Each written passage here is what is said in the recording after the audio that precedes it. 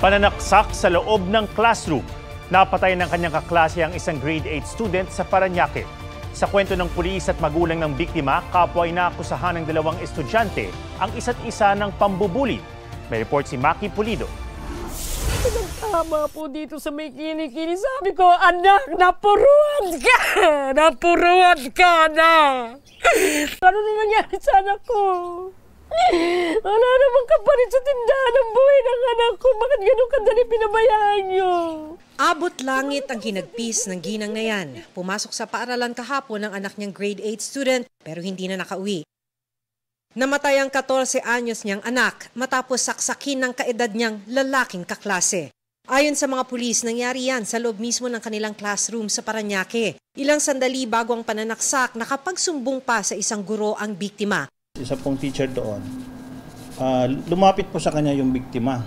Kasi yun nga po, sinasabi ng biktima, yung classmate nila may dalang kutsilyo at pinagbabantaan siya na sasaksakin. Pumasok ang guro sa classroom para alamin ang sitwasyon. Naglalakad noon sa likuran ng guro ang biktima. Pagpasok po, halos nagsalubong daw po sila doon sa may pinto. Kasi papalabas na po yung suspect. Nung nakita niya yung victim, kinuha yung kutsilyo na nasa bag. Doon na po, sinaksak yung biktima. 4 po yung saksak, halos lahat po sa dito po sa parting dibdib. Nakatakbo pa raw ang biktima pero hinabol pa umano ng suspect hanggang sa makarating ang gwardya ng paaralan at pinigilan ang suspect. Isinugod sa ospital ang biktima na idineklarang dead on arrival. Dahil menor de edad ang suspect, nasa kustodiya siya ng DSWD na siya ring magdedesisyon kaugnay ng kanyang intervention.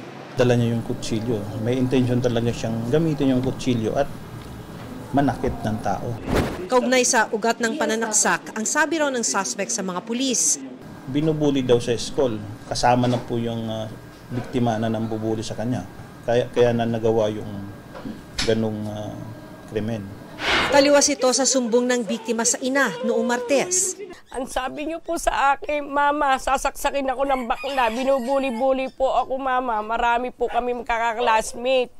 Mama, papatayin niya ba ako, Mama? Mama, parang ayokong pumasok.